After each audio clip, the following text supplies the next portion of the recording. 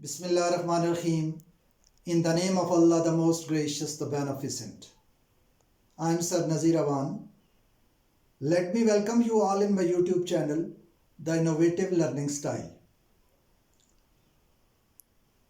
Dear guys and girls, as you all know, that maths is the branch of all sciences and geometry is one of its major branches.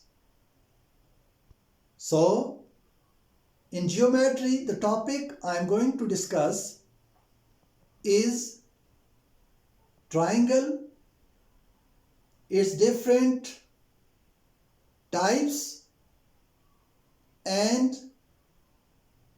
Pythagoras theorem with respect to right angle triangle and its solution. So let's see it in detail.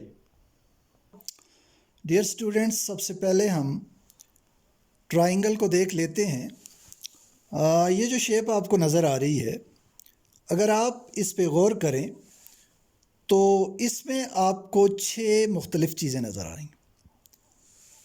1, 2, 3, ये 3 आपको sides नज़र आ रही हैं और जहाँ ये दोनों sides आपस में मिलती हैं एक एंगल बनता है।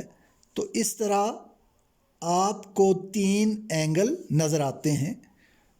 तो ट्राइंगल के अंदर कुल 6 कंपोनेंट्स हुए, 3 स्ट्रेट लाइंस यानी साइड्स और 3 angles. Let me define what a triangle is. A plane shape with 3 straight sides and 3 angles. Let me repeat this definition. A plane shape with 3 straight lines are sides and 3 angles are corners. Types of triangle. Dear students, types of triangles with respect two sides, यानी इसकी जो sides के हवाले से इसकी 3 types हैं। इस पे अगर आप गौर करें तो इसकी सारी साइड्स इक्वल हैं। हम इस तरह इसको शो करते हैं कि ये सारी साइड्स इक्वल हैं, तो ये इक्विलेटरल ट्राइंगल है। और इसमें सिर्फ ये 2 साइड्स इक्वल हैं, तो इसको आइसोसेलेस ट्राइंगल कहेंगे। और इसकी कोई साइड भी इक्वल नहीं है तो इसको स्केलन ट्राइंगल कहेंगे। Let us come to the types of triangle with respect to angles. अब हम एंगल्स के हवाले से इसकी क्लासिफिकेशन देखेंगे। डियर स्टूडेंट्स, यहाँ आपको ये जो ट्राइंगल नज़र आ रही है, इस ट्राइंगल का नाम है एक्यूट एंगल ट्राइंगल। अब इसका जो डेफिनेशन है कि ये लेस देन 90 डिग्री है, यानी इसमें जो एंगल की मेजर है वो लेस देन 90 है। तो ऐसी ट्राइंगल को हम एक्यूट एंगल ट्राइंगल कहेंगे। अब दूसरी की तरफ आते हैं। अगर किसी ट्राइंगल का एक एंगल 90 डिग्री का हो, यानी उसकी मेजर 90 डिग्री हो, तो वो राइट एंगल ट्राइंगल कहलाती है। और अगर किसी ट्राइंगल का एक एंगल लेस देन 180 डिग्री हो या मोर देन 90 डिग्री हो तो उसको ऑब्ट्यूस एंगल ट्राइंगल कहते हैं। डियर गाइस, अब हम आते हैं पाइथागोरस थ्योरम की तरफ। पाइथागोरस थ्योरम डील करता है राइट एंगल ट्राइंगल को। अब आपके सामने एक ट्राइंगल है, तो तो ये राइट एंगल ट्राइंगल है।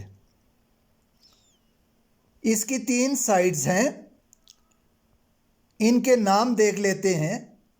इसकी एक पहली साइड ये है, ये वर्टिकल है, तो इसको परपेंडिकुलर कहते हैं। और ये जो नीचे वाली इसकी लाइन है, ये बेस लाइन है, ये हॉरिजॉन्टल लाइन है और इसको बेस कहते हैं। अब ये वर्टिकल लाइन और बेस लाइन यहाँ 90 का एंगल बनाते हुए ज्वाइन हो रही हैं और इसका वर्टिकल का ये एंड और बेस का ये एंड आपस में एक और लाइन से मिला दिया गया है जिसका नाम हाइपोटेन्यूज है। ये एक स्लैंटिक लाइन है। डियर गाइस, मैं आपको बताता चलूं कि पाइथागोरस थ्योरम क्या है। ये पेश करता है राइट एंगल ट्राइंगल का एग्जैक्ट सॉल्यूशन। इसके मुताबिक अगर किसी राइट एंगल ट्राइंगल की 2 मेजर्स हमें दी हुई हों तो तीसरी मेजर हम खुद फाइंड कर सकते हैं और उसके लिए पाइथागोरस थ्योरम जो फार्मूला सजेस्ट करता है, आइए उसे देख लेते हैं। h square equal to P square plus B square. ये h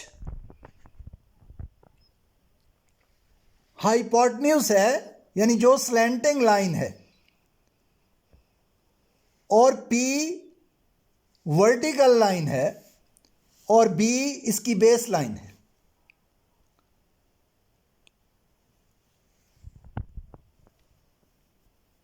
p की वैल्यू यहां पे गिवन है, यानी परपेंडिकुलर जो है वो 3 मीटर्स है। लेट्स से मीटर्स में हम इसे ले लेते हैं।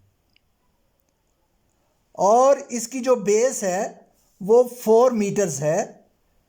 तो हम फाइंड करेंगे कि इसका जो हाइपोटेन्यूज होगा उसकी मेजर क्या होगी।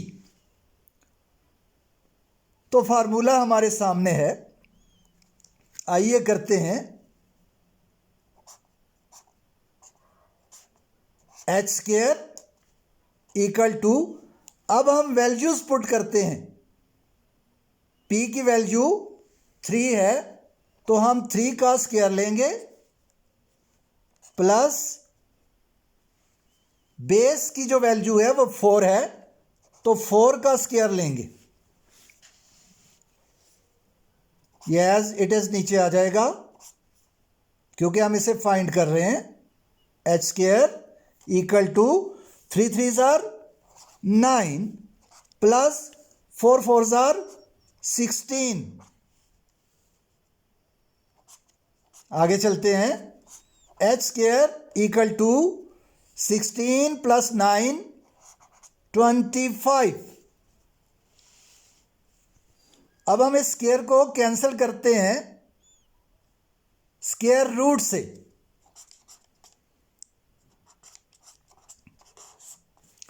इक्वल टू 25, दोनों साइड पे हम स्क्वायर रूट लेते हैं, ये कैंसल।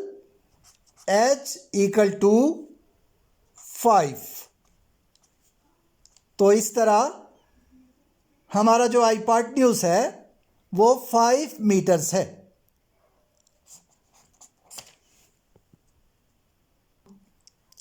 डियर स्टूडेंट्स, आप पाइथागोरस थ्योरम से वाकिफ हो चुके। h square equal to P square plus B square. अब अगर हम पी स्क्वायर की वैल्यू फाइंड करें तो इक्वेशन को हम किस तरह अरेंज करेंगे। p यहाँ लेफ्ट साइड पे आ जाएगी क्योंकि हमने इसको फाइंड करना है। तो पी स्क्वायर जब यहाँ आएगी तो h स्क्वायर से h square minus B square हो जाएगा। और इसी तरह अगर हम बी स्क्वायर फाइंड करें, यानी किसी ट्राइंगल की बेस फाइंड करनी हो, तो H square minus P square कर लेते हैं। मैं सजेस्ट करूंगा कि आप इसी क्वेश्चन को केस 1, केस 2 और केस 3 करके कीजिएगा, और अगर प्रॉब्लम हुआ तो कमेंट बॉक्स में ज़रूर कमेंट कीजिएगा।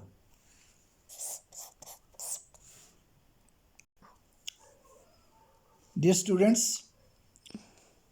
अब ये राइट एंगल ट्राइंगल है क्या, आइए इसकी एप्लीकेशन देख लेते हैं। Application of right angle triangle in practical field, यानी हमारी जो डेली लाइफ है उसमें इस राइट एंगल ट्राइंगल का यूज़ कहाँ है।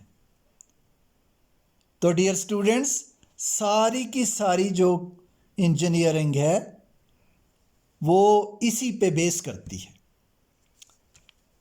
यहाँ आप एक घर देख रहे हैं, ये एक हाउस है और इस हाउस की एक हाइट है, इसको हम पी का नाम दे देते हैं। और इस घर के ऊपर हमने जाना है, यहाँ से एक लेडर है, सीढ़ी है, इस सीढ़ी से चढ़ के हम ऊपर आते हैं, छत पे हम आते हैं। तो अब ये जो लेडर है ये स्लैंटिंग पोजीशन में है, यानी ये एच को जाहिर कर रही है हाइपोटेन्यूज की तरह। और अब ये दीवार का ये सिरा और ये जहाँ पे ये सीढ़ी या लेडर जो लगी हुई है, इसके दरमियान वाला जो डिस्टेंस है वो बेस कहलाता है। तो इस तरह हमें अगर एक मकान की हाइट का और इस बात का पता हो कि वो सीढ़ी उस दीवार से कितनी दूर है, अगर हमें ये दो मेजर्स का पता हो तो हम सीढ़ी की जो लेंथ है वो हम इजीली फाइंड कर लेंगे। I hope this will be more interesting for you. In case of any difficulty, please mention in the comment box. Till the next video, Allah Hafiz and take care.